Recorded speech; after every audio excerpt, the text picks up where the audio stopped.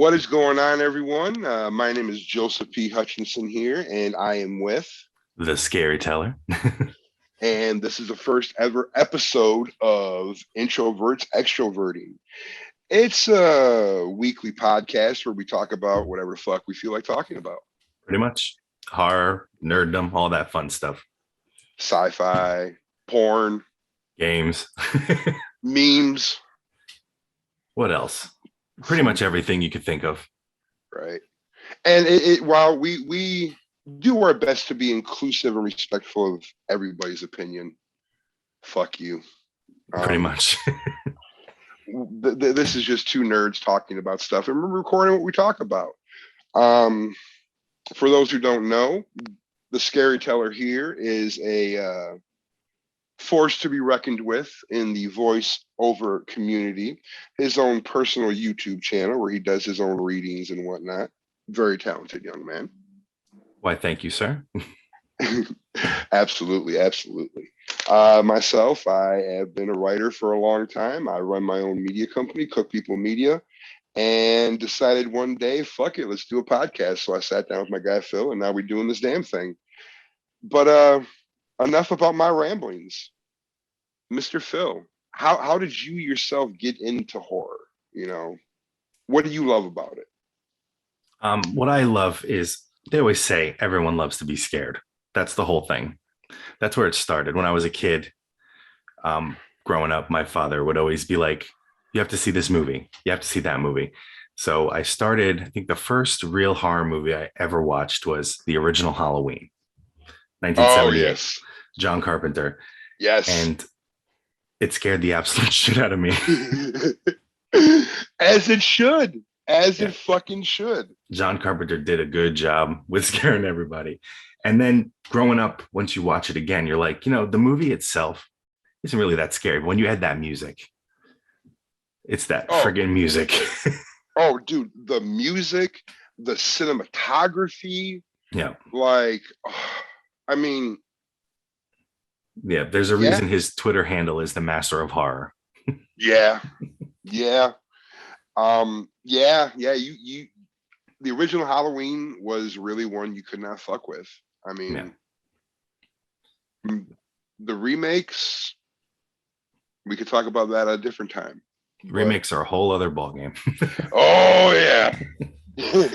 Oh, Mr. Zombie, what have you done? I'm just gonna say this. I love the first one.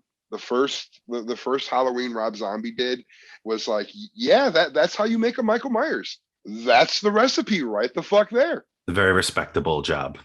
Yes. But the second one, it was like, we're doing that now. I respect his vision, but it was almost like he took his laptop with him when he went on a spiritual journey in the desert, like, i.e. the Doors. Basically, it's like, bro, put the peyote down, homie. Well, I mean, I know we're going to get into this in a whole nother episode, but I do know that the reason that it turned out the way it did was because he was pissed off at the Halloween fans for rushing him. Yeah, but that's a whole other thing. Yeah, I mean that also comes down to him. I mean, it's like, okay, the fans want more. Tell the children to shut the fuck up. Yeah, you'll get it when it comes. Yeah, because he put a big skid mark on Halloween. Yeah, number 2 of Rob Zombies almost makes number 3 of the originals look like number 1. Yeah. Number 3 ranks a lot higher than Rob Zombie's Part 2. Oh yeah, 100%. 100%. Like, for me though, getting into horror, it's twofold. It was the movie Prince of Darkness, Vincent Price movie way back in the day. Oh my fucking god! It still haunts me this fucking day. There's a scene in there where it's a stuffed bear and it's got fucking scalpels in its damn hands. And the stuffed bear is the exact same one that my brother had. Oh. like Little Black. You remember, like, you remember back, we're the same age. You remember back in the day how like every stuffed bear had those same like brown amber eyes on them from like the 70s bears and shit. Oh yes, definitely. It was the black version of one of those with like the blue, almost like Mumra skinned blue on the front of its belly and shit. Yes, yes. And my fucking brother would terrify me with that. Like, he made me piss the bed. Like, he'd wake up and he'd just be sitting there holding it right by my bed. Out of Like a sight, brother, like a brother would. oh my God. But it was that movie and the Tales of Horror, Tales of Suspense, the Vault of Terror comic books that my Oh, uncle had. And I when he was living at my grandparents' house, like, I was a little kid, I'd be chilling in the basement watching OG MTV on a 26-inch 12 color TV, like like the ones where it's like you just slap it a couple times and it jumps the contrast and it's like, oh shit, let's play some Atari right quick, you know. yeah. But dude, the old school Dracula ones, the old school fucking oh god, it wasn't Tales from the Crypt, and it wasn't the Stephen King one. There was another series. There was a whole bunch of different, like, almost crypt keeper characters out there, but the stories were just so good, Yeah. so good. Like, shit you can never do on fucking modern movies. I mean, people think Halloween Kills is like, I mean, it's gory, I'll give you that, but yeah, I went and saw it. Yeah. And, I did too. what did you think? Give me your impressions before I go the fuck off. Okay. All right. Because I can tell you might not have liked it. I liked it for what it was. Um, I don't think it was by any chance a perfect movie, not by a long shot, but No. what I liked was Michael's brutality. I thought he was awesome at that aspect. I thought some of the gore was laughable. I laughed a little too much. That was my one issue with it. But I did, as a movie, like the middle part, they could have totally gone rid of or skimmed it down. The whole mob in the hospital thing. I get what they were trying to do, but I thought it was way too much. By the way, spoiler alert. Yeah. Sorry, spoilers. But My bad. but the ending, I thought really, I don't know, it made it good to, like, the ending made it really good to me. Go ahead, you go. I know you want to say something. I will say this. I was pissed off when I heard they were redoing it, any form of Halloween without Daniel Harris, because that is obviously one thing I will give love to Rob Zombie for. He had Danielle Harris in his Halloweens. He showed love to the true heir to the Halloween Scream Queen crown, and that's basically just where I'm going to leave that at right now, because I'm not ready to unpack all that yet. For what it wasn't that bad. It was better than Malignant.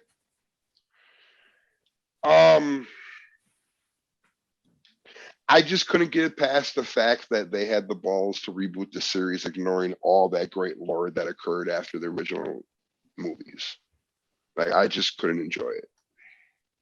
Yeah, I mean, I felt bad for poor Halloween 2 because I actually really enjoyed Halloween 2 because it was like Yeah, it was an expansion pack on Halloween 1. like it showed truly how you write a sequel when you had no intention of writing a sequel. Yeah, and I know John Carpenter goes out there and says he doesn't like the fact that he made a brother and sister. He says that to this day. And does it make it a little less scary? Yeah, but it's Michael Myers. Who cares? Not really. I mean, dude, do you know how scary it was growing up with your brother telling you he's gonna kill you? I grew up in a household like that shit. Yeah. That and seeing that on the screen, like, motherfucker, I'm gonna have to go learn how to fight. All right, cool. Okay. Yeah, because originally I remember when they talked about doing this Halloween 2018, originally they were going to do the sequel started, they were going to ignore every sequel past Halloween 2. Yeah. And then the next day they changed it to cutting off the brother sister ties and then make it right to 1. Yeah. And I don't know, man. There's something I like in every Halloween movie. It's even the Rob Zombie Halloween 2. That hospital scene was awesome. Yeah, I mean there was some dope scenes, and even in the ones we even the one with Busta Rhymes had some dope ass scenes in there. We're gonna forget about what that mask looked like, but you know, it was dope. I mean, it wasn't like the new remake of Friday the 13th or Nightmare on Elm Street. That was some hot garbage. Um, Oh God, that was terrible.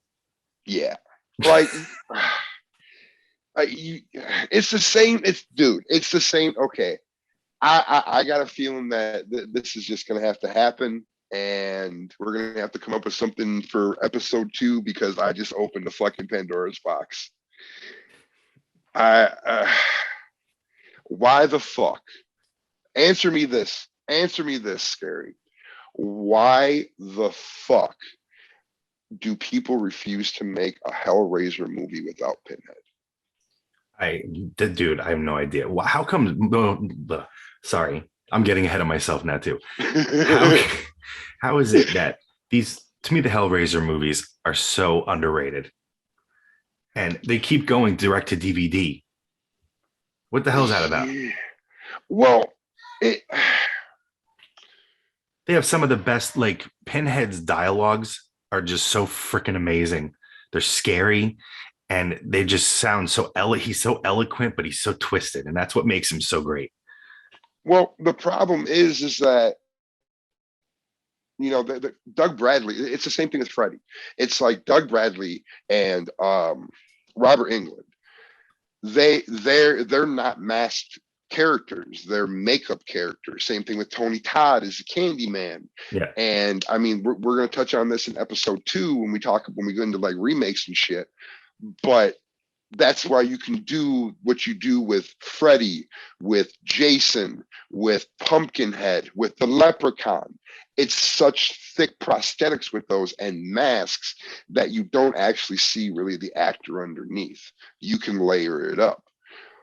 But with the surface depth that is Pinhead, Krueger, Candyman, those actors are those characters. So once Doug Bradley and Robert Englund's 10 years ran through, they trying to profit, but it's like, bro, they came out with this bullshit. Like this Pinhead looked cracked the fuck out, my dude. Yeah. And this like this latest Hellraiser that came out didn't focus as much on Pinhead, and it was dope. Like Pinhead was a supporting character, and it actually got into the more hellish aspects of the Hellraiser saga. Have you ever read any of the comic books from that ever came out?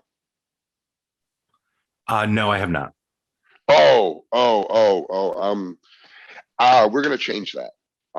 Because in that world, but this is like I'm a huge Hellraiser mark. Like whoo, any news about anything coming out, I get excited. Anything Clive Barker, I'm there. You know, 100%. Yeah.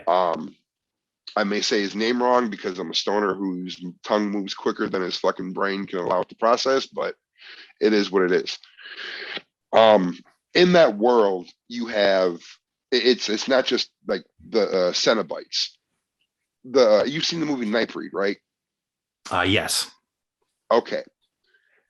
The Nightbreed are to chaos as the Cenobites are to order.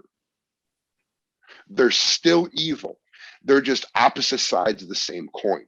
Mm-hmm. So there are comic books out there where you have Peliquin and you have Cenobites throwing down. Like they fight, they go to war. And like, dude, just imagine that shit. Like, oh, put that into a TV show. Like someone needs to go to Netflix with these comic books, these Hellraisers like Nightbreed books, and just being like, what are we gonna do?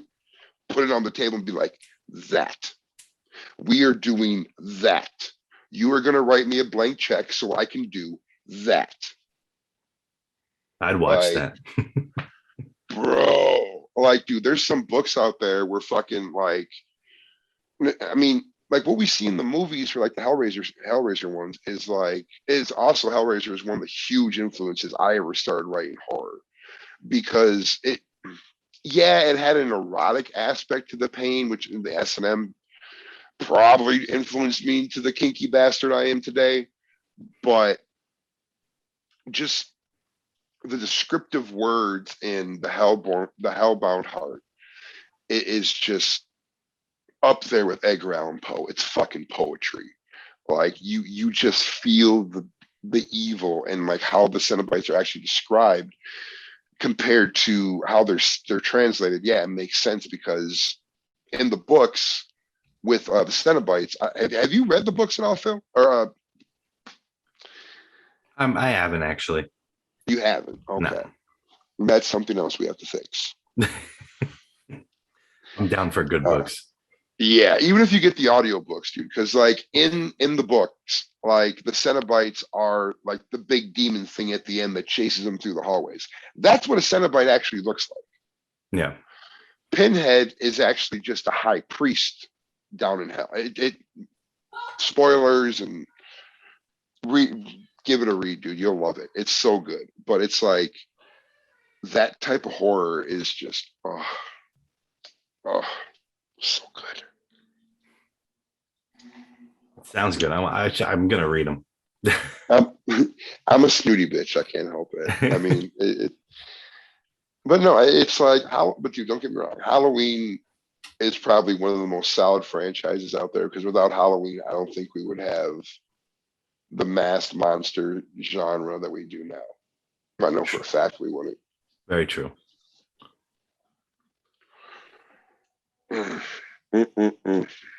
That fucking like, and I try to be nice with modern horror movies. I do. I don't like. I like watching review channels. You know what I'm saying? But I do my best to stay away from fucking like comment threads on social media where people are talking about like, oh, this movie's the best. This movie's fantastic. For example, Malignant. First time I watched it was before I had to be to work, and I ended up passing out 5 minutes into it, and I was 45 minutes late. Oh yeah. And I had to explain to my boss that legitimately that was the reason I was late, was because I watched this movie and it put me to sleep. I watched it again and it was so bad that it was funny. Like I'm talking Attack of the Killer Tomatoes laughter is what was coming out of my body. Like, and I'm seeing these threads online, bro, where it's just like, oh, Malignant's the great new horror monster franchise. I'm like, excuse me? Did we watch the same movie? I don't know. Have you seen it yet? I have not. I've heard horror stories about the horror movie that is Malignant. Man, they true. I mean, the visuals are dope. Like the some of the scenes where Wu busts out his old style where he was doing like the shit in Saw and in the fucking ghost movies. They're so goddamn forgettable that The Nun and Annabelle. The Conjuring. Thank you. That I knew where you were going. Yeah, I mean those fucking frauds. But I mean that shit. That's an episode right there. We can start talking about magic and like the Warrens versus actual fucking shit. Exactly. Dude, if I had a time machine, I'd go back in time and slap the dog shit out of both of those two. Yeah, they're too much. Couldn't handle them. Like, bro, like I'm Gnostic. Like I act like I have copies of the Keys of Solomon, different grimoires, the Amberlayan, like books you need to know a certain type of German or French or Italian to translate and read it. And these Stepford, Connecticut motherfuckers wouldn't know a goddamn Ouija board bought in a store from a spirit board somebody actually took the time to make. Like, it need fucking pasty skin, fucking Madame Cleo looking ass Connecticut fuckers. And I ain't even trying to be racist. It's just comparing Madame Cleo as a fraud to these people as a fucking fraud. Like, I'm sorry. I'm on one right now. My bad. That's a tangent, but it's all good. It's true though, dude. Like, and I was like, dude, I had such high hopes for the movies. I knew they were frauds going into it. Don't get me wrong. I had my eyes wide open. But if someone can make money off of their fraudulent activities, cool. And then you're like, oh, well, there's paranormal activity on the set. Yeah, you're telling me that movies made by people that were openly involved in the fraud that is the Amityville horror, not taking away from the gruesome murders that occurred, not taking away from that. I'm talking about the fraud that was obviously occurred in the selling of the true tales and the movie rights and the book rights. That fraud. Said that haunted things occurred on set. Yeah, I'm not going to believe you, motherfucker. It's just promotion. Right? Now, shit that happened that was witnessed happening on The Exorcist, that I believe because the technology wasn't there. Exactly. Like, I mean, it's, but like, this is what fucks me up with the whole Conjuring series. You have a museum, a motherfucking house, a long garage long, however fucking square feet. Yeah. However fucking many square feet you got there. You have a museum filled with haunted fucking artifacts. We get a nun and a doll. Really? Now, I'm not hating on people's grind, getting where they get to in life. But if I have access to a haunted fucking museum with my lore and a major studio backing up my motherfucking money, I'm going to be fucking going to Sam's Club, buying boxes of pens and notebooks, just going through everything. Like, okay, here's the movies. Here's the web series. Go do this. We're using everything. Everything. But no, we get a nun and a doll. And they didn't even use the real doll. Thank you. Oh, the one in the movie was scarier. Obviously, motherfucker, you never lived in a haunted fucking house. Or ever had a Raggedy Ann doll. Dude. Facts. Big facts right there. Those things were the definition of soulless eyes. True that. You had one? My sister did. Terrifying.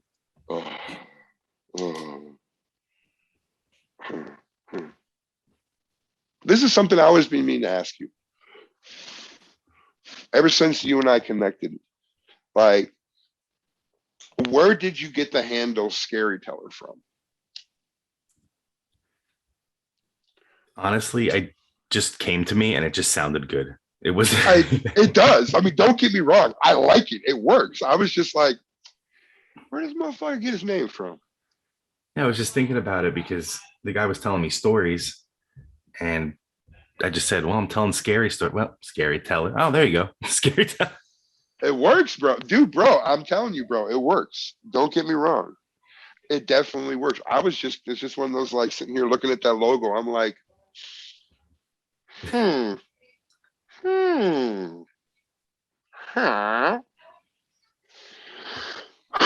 But yeah, man, you ever have any paranormal experiences at all since it's spooky season and we're talking about random shit on episode 1?